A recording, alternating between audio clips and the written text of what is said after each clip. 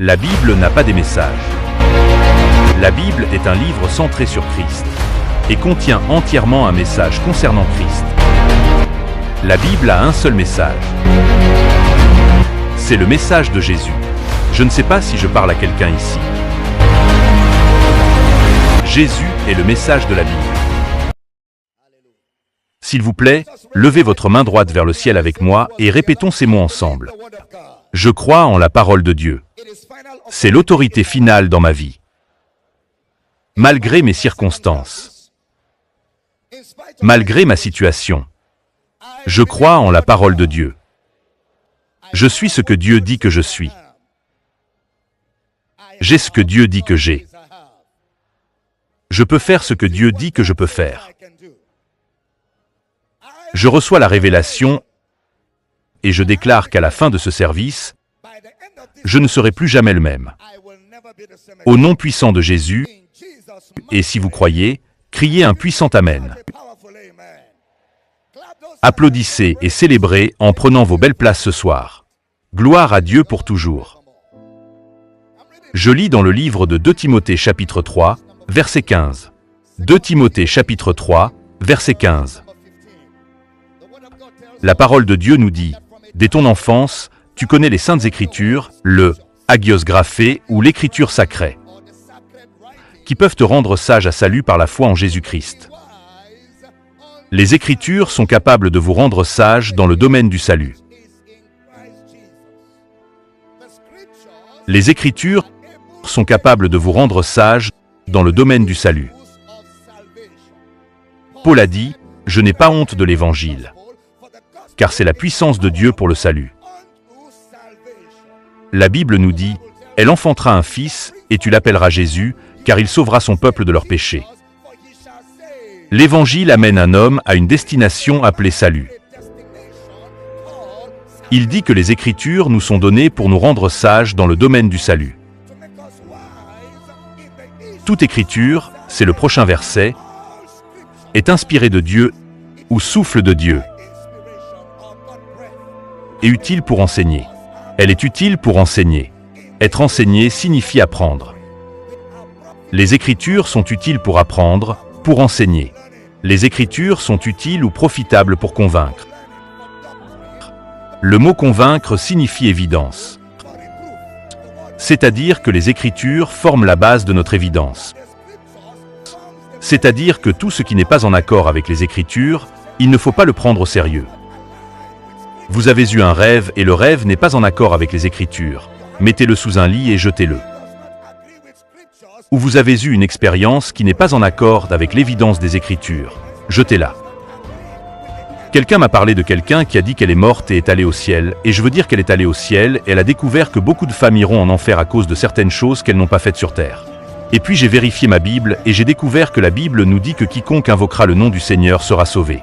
Non pas qui fait quelque chose, mais qui croit au nom du Seigneur sera sauvé. Il n'y a donc aucune chance que cette vision soit en accord avec les Écritures. Alors, que faire? On la met de côté.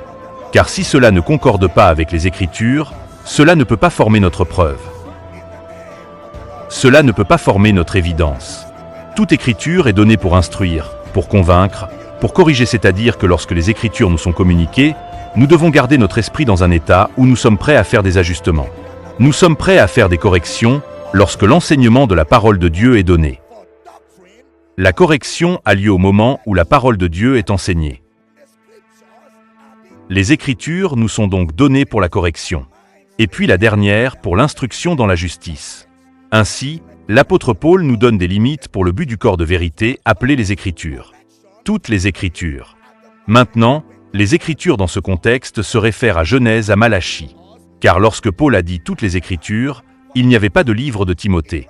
Jésus parlant dans Jean chapitre 5, verset 39, a dit « Scrutez les Écritures, car en elles vous pensez avoir la vie éternelle, et ce sont elles qui rendent témoignage de moi. » C'est-à-dire que le message des Écritures est Jésus.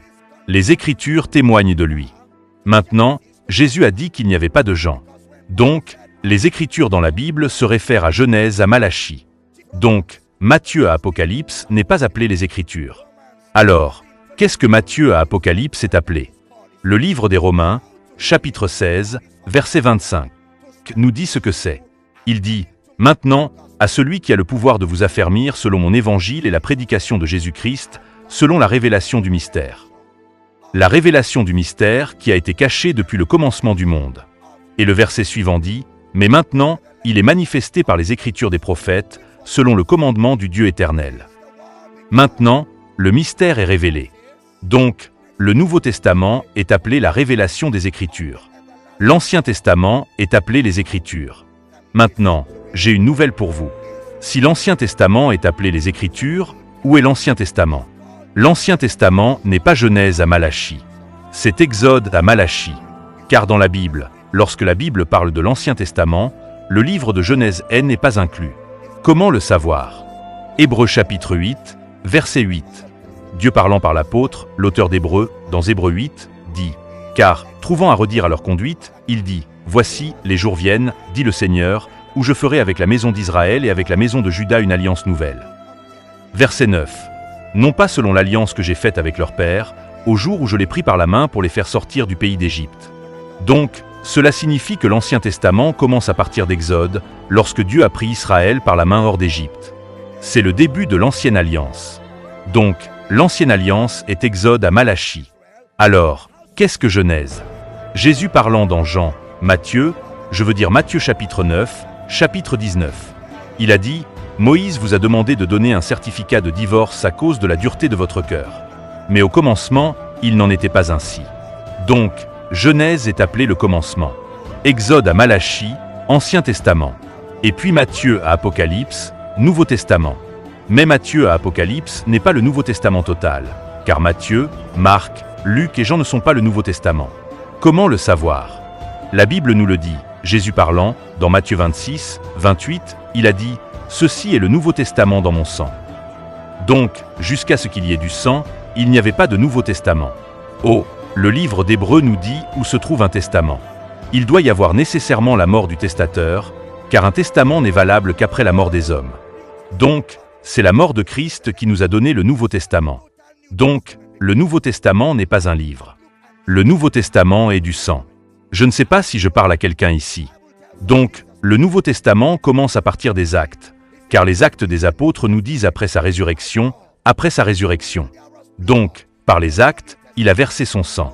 Alors, qu'est-ce que Matthieu, Marc, Luc et Jean? Matthieu, Marc, Luc et Jean sont des livres historiques qui enregistrent l'humanité de Jésus. C'est dans Matthieu, Marc, Luc et Jean que nous savons que Jésus était fatigué. C'est là que nous savons que Jésus a pleuré. C'est là que nous savons que Jésus avait faim.